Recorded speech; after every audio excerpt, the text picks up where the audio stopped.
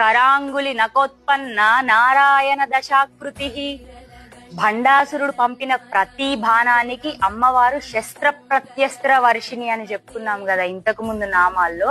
అలా భండాసురుడు పంపిన ప్రతి అస్త్రానికి అమ్మవారు తిరిగి అస్త్రం పంపిస్తుంటే ఆ భండాసురుడు వాడి యొక్క అపజయాన్ని ఒప్పుకోలేక, అమ్మవారిని గెలవలేక సర్వాసుర అస్త్రాన్ని అమ్మవారి పైన ప్రయోగం చేస్తాడంట. సర్వాసుర అస్త్రం అంటే ఇంతకు ముందు యుగాల్లో మరణించినటువంటి రాక్షసులు ఉన్నారు కదా, హిరణ్యాక్షుడు, హిరణ్యకశపుడు, రావణాసురుడు, అలాగే దంతవక్రుడు, ఈ విధంగా ఆయా యుగాల్లో మరణించినటువంటి రాక్షసులందరినీ స్మరణ చేసి అమ్మవారి పైన సర్వాసురాస్త్రాన్ని ప్రయోగించాడంట. దాంతో అమ్మవారు కరాంగులి నకోత్పన్న నారాయణ దశాకృతి, ఆయా యుగాల్లో శ్రీమన్ నారాయణమూర్తి ఎవరెవరినైతే వధించాడో ఆయా దశాకృతుల్ని అమ్మవారు స్మరించారంట.